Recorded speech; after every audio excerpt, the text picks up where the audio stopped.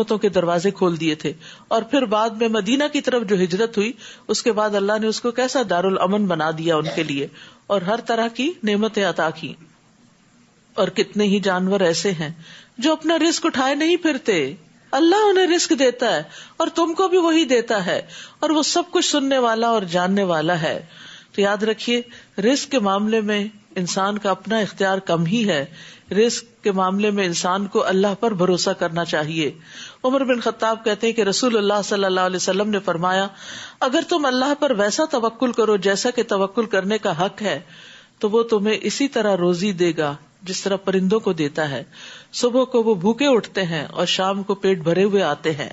تو انسان کو رزق اللہ ہی سے مانگنا چاہیے, اور جب بندہ اللہ سے مانگتا ہے تو اللہ تعالیٰ اس کو ضرور دیتا ہے.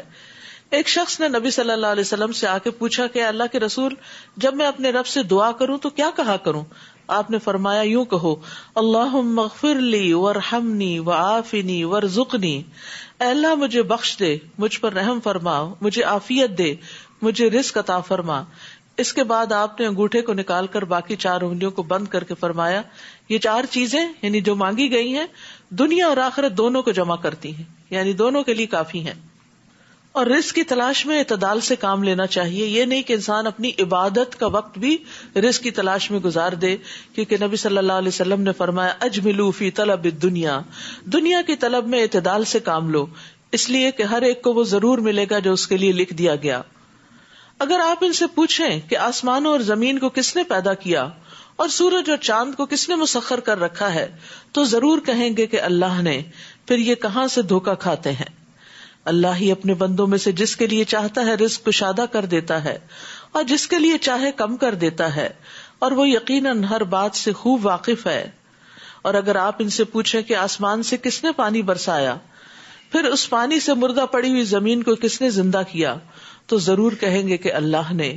ان سے کہیے پھر ہر طرح کی حمد اللہ ہی کے لیے ہے, مگر اکثر لوگ کچھ سوچتے نہیں. وما هذه الحياة الدنيا الا لهو ولعب وان الدار الآخرة لهي الحيوان لو كانوا يعلمون. یہ دنیا کی زندگی ایک کھیل تماشے کے سوا کچھ نہیں, اصل زندگی تو آخرت کا گھر ہے. کاش لوگ اس بات کو جانتے ہوتے, کاش وہ جانتے کہ یہ دنیا ایک وقتی جگہ ہے, ٹیمپریری, یعنی ایسی جیسے انسان کھیل کے میدان میں جاتا ہے تو کتنی ایکسائٹمنٹ ہوتی ہے, کتنا ہلا گلا ہوتا ہے اور کتنی ہار جیت ہو رہی ہوتی ہے, کبھی ایک ٹیم جیتی ہے کبھی دوسری, اور دیکھنے والے اپنی سیٹس پر ہی بیٹھ کے اچھل رہے ہوتے ہیں اور کبھی کھڑے ہو جاتے ہیں ایکسائٹمنٹ. لیکن جب میچ ختم ہوتا ہے تو اس کے بعد کیا ہوتا ہے؟ کبھی آپ خالی سیٹس کو جا کر دیکھیں اور خالی گراؤنڈ کو, تو کتنی عجیب سی اداسی ہوتی ہے وہاں کہ آپ وہاں بیٹھ نہیں سکتے, آپ وہاں کھڑے نہیں ہو سکتے, آپ کا دل نہیں لگتا وہاں. یہ کیسی جگہ ہے عجیب سی. تو آپ دیکھیے اسی طرح دنیا میں انسان بہت ایکسائٹیڈ ہوتا ہے, یہ کامیاب ہو گیا, اس کو ڈگری مل گئی, اس کی شادی ہو گئی, اس کے بچے ہو گئے, اس کا بزنس اتنا بڑا ہو گیا, وہ فلاں ملینئر ہو گیا, اور پھر ان چیزوں پر انسان دیکھ کے خوش ہوتا رہتا ہے. اور بہت سے لوگ تو اپنوں کو چھوڑ کے صرف سوشل میڈیا پہ بیٹھے رہتے ہیں اور بڑے بڑے جو سٹارز ہیں یا آرٹسٹ ہیں ان کو فالو کرتے رہتے ہیں, اسنیپ چیٹ پہ ان کو دیکھتے رہتے ہیں کہ وہ کیا پہن رہے ہیں, کیا کھا رہے ہیں, اور اس طرح دنیا کی رونقوں سے مستفید ہوتے رہتے ہیں ان کے اپنے خیال کے مطابق. یہ بھی انٹرٹینمنٹ کی ایک قسم ہوتی ہے. تو اس میں آپ دیکھیے کہ یہ سب کیا ہے, یہ کھیل تماشا ہے. جب آپ اس کو بند کر دیتے ہیں نا اپنے فون کو, تو اس کے بعد یعنی آپ اس کو ریچ نہیں کر سکتے, اس تک پہنچ نہیں سکتے. کسی نے اگر بہت بڑا ہیرو کا ہار بھی پہنا ہو اور آپ دیکھ کے بہت اس سے خوش ہو رہے ہیں, بہت آپ کو اچھا لگ رہا ہے, تو جب آپ اس کو بند کریں گے, کلک کریں گے اسکرین کو, تو اس کے بعد وہ ہیرو کا ہار کہاں گیا. تو دنیا کی زندگی بھی بس ایسے ہی ہے جیسے ایک اسکرین کے اوپر آپ یہ ساری چیزیں دیکھ رہے ہیں اور جلد ہی اس نے بند ہو جانا ہے, آنکھیں بند ہو جائیں گی اور انسان قبر میں اتر جائے گا, اور یہ سب کچھ خواب جیسا لگے گا.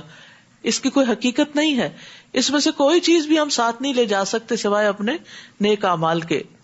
قرآن مجید میں ایک اور جگہ بھی آتا ہے وَإِنَّ الْآخِرَةَ هِيَ دَارُ الْقَرَارِ, اور یقیناً آخرت کا گھر وہی رہنے کا گھر ہے, اور اصل عیش آخرت کی عیش ہے. اللہم لا عیش الا عیش الآخرہ فاکرم الانصار والمہاجرہ, اے اللہ آخرت کی زندگی کے سوا کوئی زندگی حقیقی نہیں, بس انصار و مہاجرین پر اپنا فضل فرما.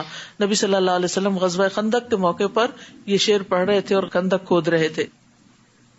پھر جب یہ کشتی میں سوار ہوتے ہیں تو اللہ کے لیے عبادت کو خالص کرتے ہوئے اسی کو پکارتے ہیں, اور جب وہ انہیں بچا کر خشکی پر لے آتا ہے تو اس وقت پھر شرک کرنے لگتے ہیں.